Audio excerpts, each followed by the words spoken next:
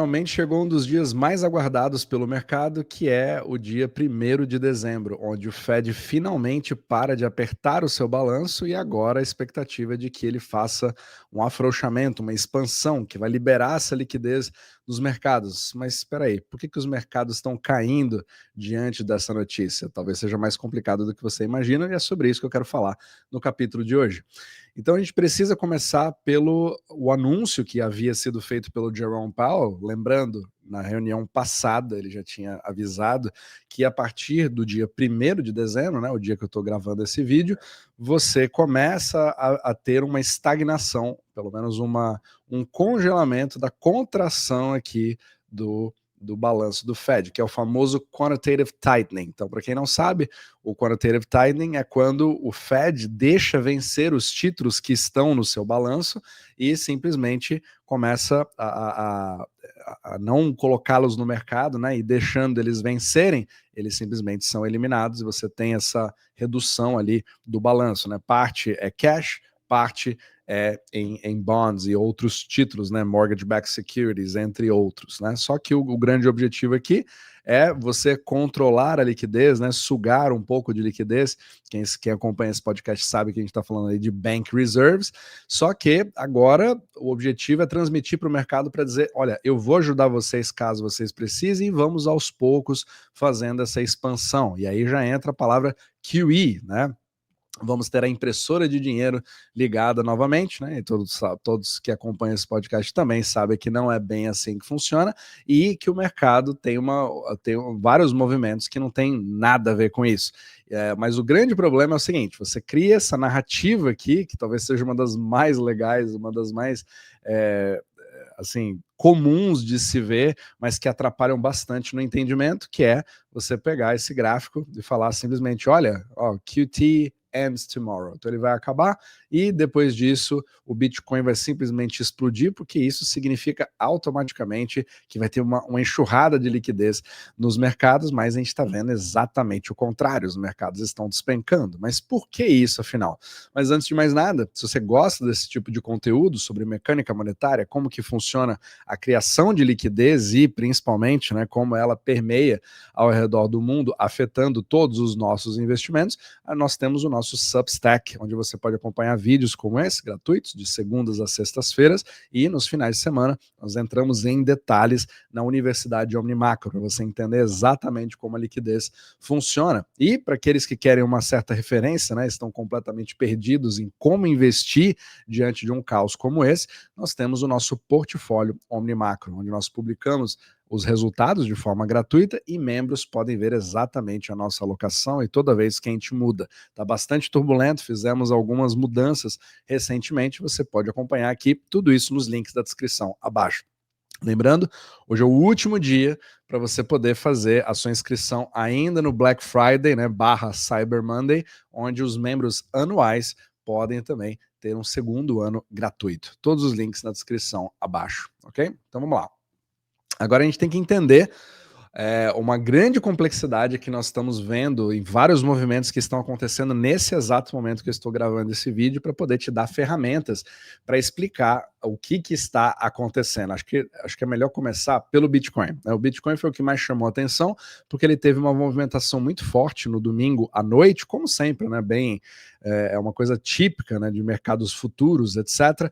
E aí chamou muita atenção, ele já está numa grande correção, e aí ele ensaiou uma recuperação e agora já foi literalmente negado e voltamos aos $85.100 no momento que eu estou gravando, né? Talvez amanhã você assista isso aqui esteja 78, nunca se sabe.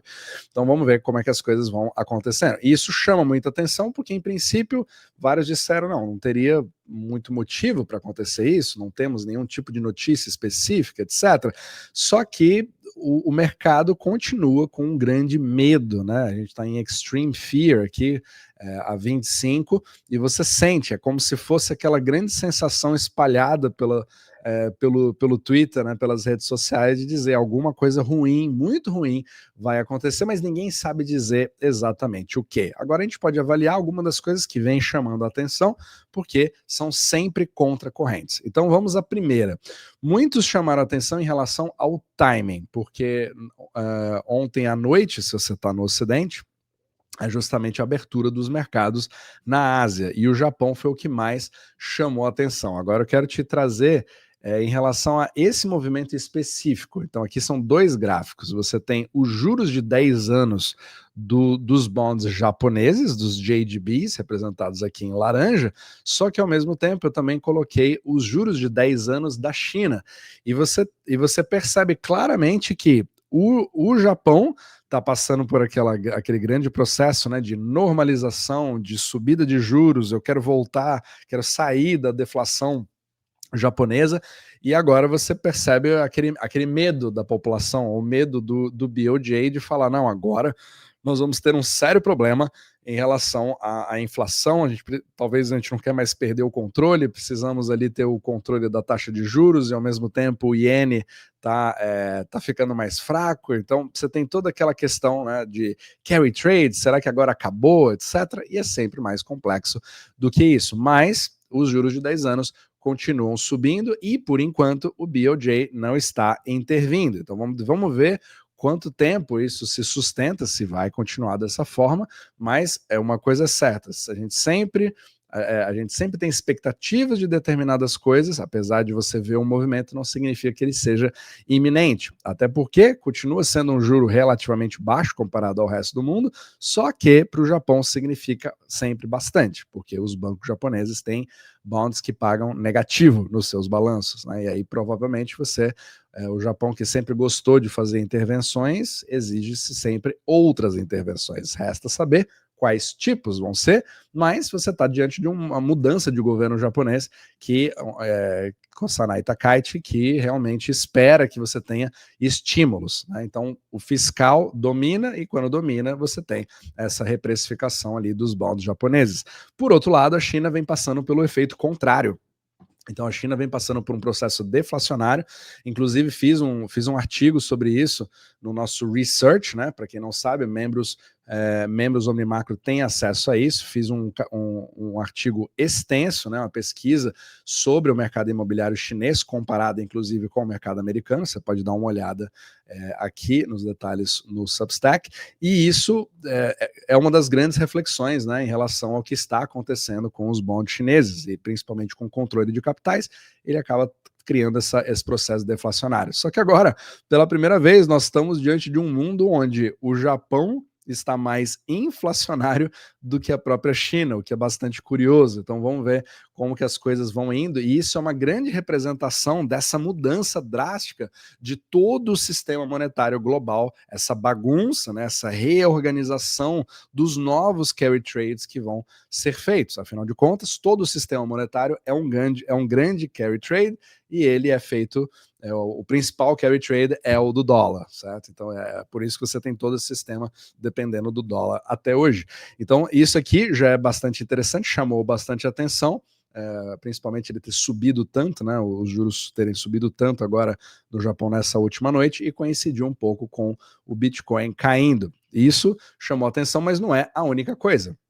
Você está vendo agora os bonds de 10 anos americanos, apesar deles estarem em queda, né, desde ali de janeiro de 2025, que é uma coisa que eu já venho falando em vários capítulos, você percebe aqui que a volatilidade deu uma certa aumentada, ele subiu drasticamente hoje, foi quase 2%, né, a hora que eu estou gravando, 1,97% de subido, que é bem significativo, né, para os juros americanos, e quanto mais volátil ele fica, menos você consegue alavancar. Então você está tendo toda uma movimentação acontecendo nesse exato momento, o que sugere que você está buscando um pouco mais de dólares, e é um dos principais argumentos, né, para você vender bonds para obter dólares, ou quando você faz o contrário, você está justamente usando os seus dólares para comprar bonds. É sempre o yin e o yang, por isso que você vê realmente essa gangorra de subidas e descidas. Agora, vamos para a parte do estresse, principalmente no sistema euro-dólar, né? Como eu já apontei ontem,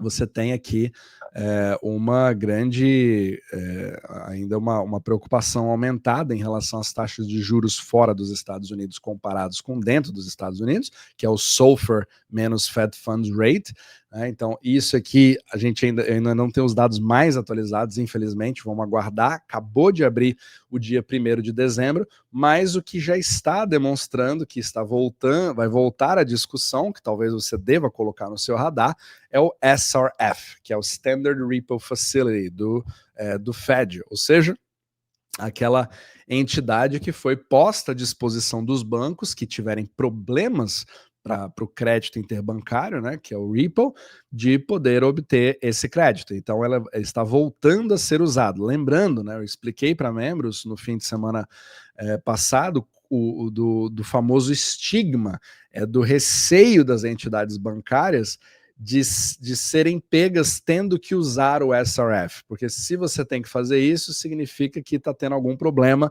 e o banco não quer muito ser essa entidade que está sendo usada, apesar de que o Fed está estimulando os bancos a falar, olha, use o SRF, eu quero que baixe essa taxa de juros de vocês aí para dar uma certa controlada e que o Ripple funcione.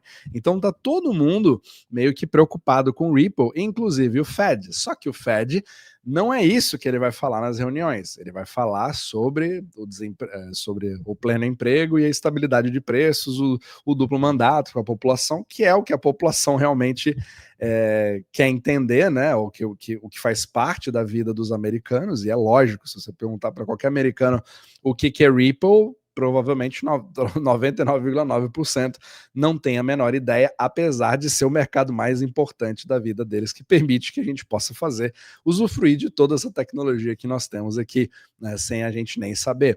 Só que ele chama bastante atenção, porque hoje também, sendo o 1º de dezembro, você também tem uma série de viradas em relação a balanços de bancos, de posições que você precisa sair, de alavancagens, etc., coisas para deixar a virada do mês bonita. Então você junta uma série de fatores, você começa a ver um certo mau humor, estresse, né? O Fear Index a 25, o uso do SRF novamente. Então tem alguma coisa que está começando a acontecer fora a parte geopolítica. Então, assim, quando você junta tudo isso, claro, é a explicação maior que resolve tudo? Não, com certeza não. Mas o objetivo aqui é te dar ferramentas para você observar, baseado na liquidez, como que, na verdade, uma queda dessa de Bitcoin, por exemplo, não é uma coisa somente voltada ao ativo em si, né? Mas voltada para a parte da liquidez geral. Inclusive, a própria SP500, ela também está numa leve queda. Não sei se isso aqui se alterou, deixa eu dar uma olhada.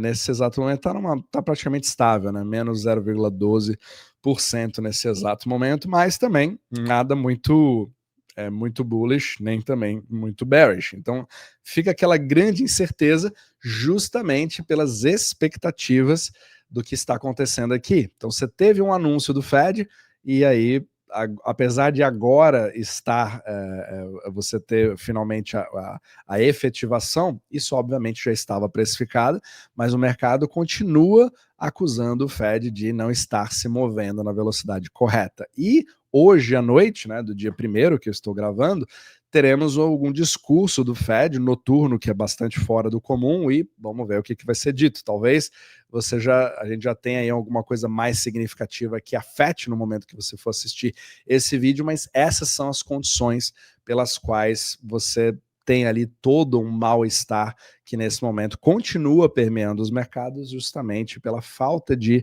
ação, ou pelo menos a imagem de falta de ação que está sendo dada pelo Jerome Powell, vista, né, pelo mercado, e acaba fazendo com que isso se estenda até a hora que o mercado vai sentir mais à vontade em fazer os seus trades, né, e começar a voltar a ter uma liquidez maior. Então, tempos turbulentos continuam, realmente foi o tema de 2025, e literalmente estamos acabando, talvez, esse ano da forma mais volátil possível.